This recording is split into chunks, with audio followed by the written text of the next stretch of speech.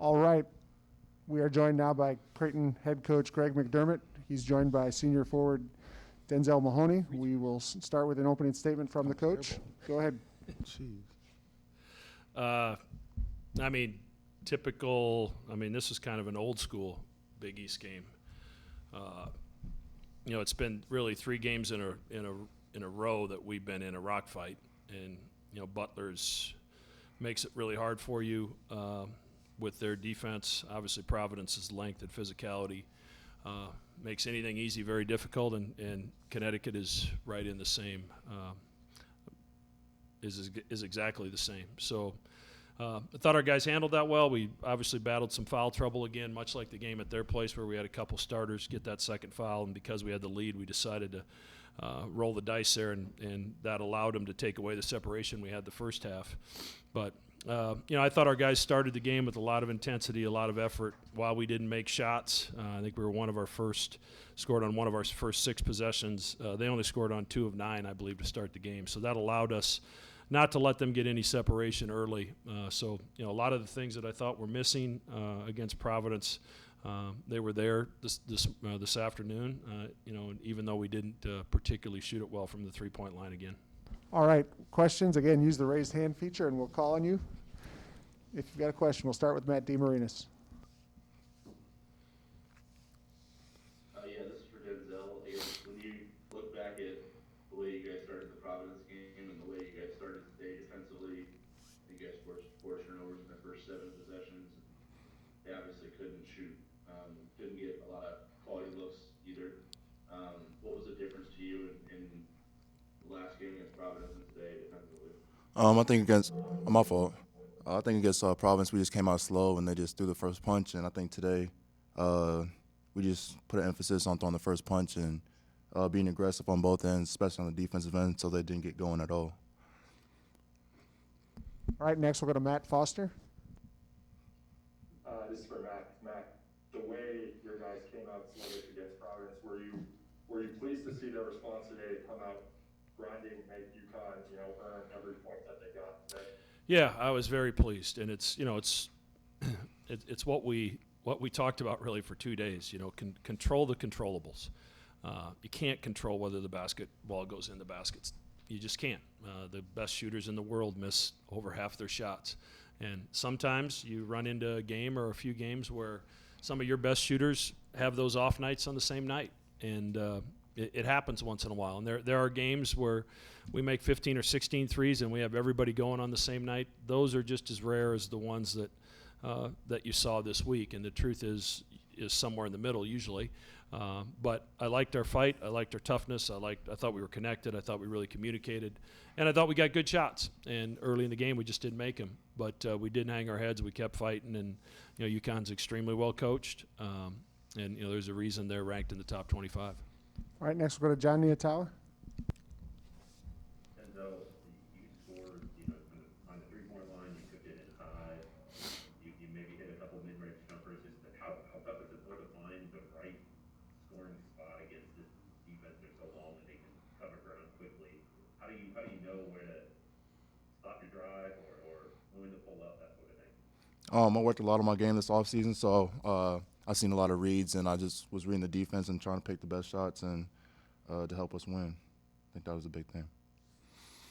Next, Matt Foster. Matt, you mentioned you like the shots your guys are getting. Is it just a matter of them not falling right now? Just one of those stretches where you're getting the looks and they're just not going in the bucket? Yeah, exactly. Shot quality is something that's really important to us, both offensively and defensively. It's something that we not only chart ourselves, but we have an outside company that is way smarter than me that brings a lot of analytics into it in terms of trying to project what that given shot would be worth with the person that's taking it. And my guess is this will be the 15th straight game where our shot quality was better than our opponents. And unfortunately, we lost some of those because we didn't make shots. And it's a make shot, miss shot game. You watched Iowa and Indiana the other night, and while I thought Indiana played great, Iowa went 4 or 5 or 26 for 27 from the 3-point line, and it happens once in a while. And we're stuck in a little rut here, and I'm confident we'll get out of it. The guys are working extremely hard. As long as, like I said, we don't talk about whether the shot goes in or doesn't go in. And Denzel would tell you when we watch film, we talk about was it the right shot. And if we're taking the right shots over the course of 30 games, I think we're going to win a lot more than we lose. And if we're trying to force them into the shots we'd like them to take, running their good shooters off the three-point line. And, Polly has been their go-to guy since Booknight got hurt. And, he got nothing today. So, force them into mid-range, force them into tougher shots. We won the battle of the paint today against a very long and physical team. And while we got out-rebounded, by a considerable number, the second chance points were only 12-7. So while I don't like that, and we got to clean that up, at least we're not just sacrificing the basket on an offensive rebound, and we're continuing to fight. John Niatawa. Yeah, another one for Denzel. You guys were trading buckets there for a little bit in the second half, and I wonder, and it was kind of low scoring at that time. What were you guys saying? It felt like that game was going to come down to the wire. What you guys saying to each other? What enabled you to find a way to get some separation there? Oh, we just came together during one of the fouls and just saying that we've been through this before. We let games get close down to the wire. And, we had a decent lead. I think it was we were up by 10 in the first half, and then they came back and made it a close one to halftime. So we just talked to each other and focused in on making sure that didn't happen again tonight in the second half. Matt DeMarinis. Matt, can I get your thoughts on Marcus's performance today? Feeling a lot of pressure, obviously, on the ball, but he also had the guard RJ Cole the most of that game. And I think last I checked, I don't think he had a turnover today, if I'm not mistaken. No, he did. The official stats, he did not, and he had some turnover problems when we played at UConn. So Marcus had a great floor game. Obviously, they're making his looks difficult, and I thought the 5 threes he took were really good shots, and those are shots that we want him to take and are confident that he'll make. But he got into the teeth of the defense and scored it, and most importantly, just took care of the basketball and ran the team, and that's what Marcus can be about. He can get his fingerprints on the game in a lot of ways, and he distributed, got that basketball moving. I thought our pace was pretty good in transition. I thought our wings, Denzel, Mitch got out and ran the floor. Our bigs did a good job. So it was, Marcus played a good game. I was really pleased. Matt Foster. This is for Denzel. Denzel, last game against Providence, 5 points, you made 1 shot. Coming into today, did you just feel better about your shot, or was last week more of just an anomaly than anything? I wasn't really worried about my shot. As Max said, the best shooters in the world miss shots, and I'm confident in my game and my shot. So coming in today, I just came in confident as usual, and they just happened to go in today. All right, we got time for a couple more. We'll go to John Niatawa. Greg, what did you think about just your guys' ability to adjust to what UConn was doing from a defensive standpoint? It's like they were running that kind of dribble weave, and it seemed like they got maybe some easy ones early in the second half, but then toward the end, obviously got some stops and got some voids. What did you notice about what you did defensively down the stretch? Danny does a really good job of moving the pieces around. So you can't just prepare one defender to be in the tag spot. He'll run the play one time with one player in that spot, and then he'll move it, and all of a sudden Polly's in that spot, and you think you're supposed to help, but you're worried about helping because you don't want to give up that 3. So he does a really good job of moving those pieces around, and we blew a few coverages, but I thought we stayed with our game plan really well. I thought we stretched him out some on some ball screens, and our recovery was good. I thought Denzel did a really good job, guarding Martin, making him work for his. And obviously when Polly was in the game, I thought DJ totally took him out of it. And then some of our switching late in the game was really effective and efficient as well. So, defensive hasn't really been our problem. We played well enough defensively, while not perfect, against Butler and Providence to win those games. We just were a little bit out of sync offensively. So, and the good news is I told the team we can get better. We can get better on both ends, and we will. Matt DeMarinis. Mac, it seemed like RJ got into the teeth, that little intermediate range a little bit late in the second half, helped spark them back into the game.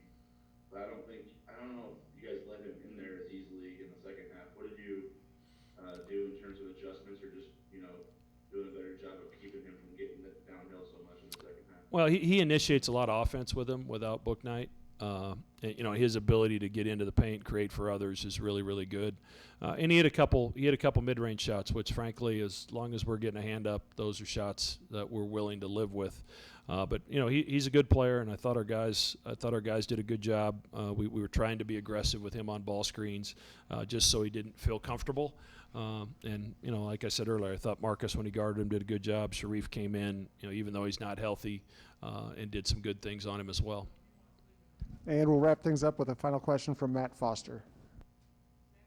Mac, were you kind of pleased with the way that Mitch almost seemed a little bit more aggressive today from the get-go than maybe past couple games? Yeah. Mitch just plays the right way, and that's kind of what we've talked about the last few days, about just making sure we're all playing the right way. Don't just play the right way when shots are going in. It's when they're not going in. That's when you really try to, need to get your teammate a great shot to maybe get him started.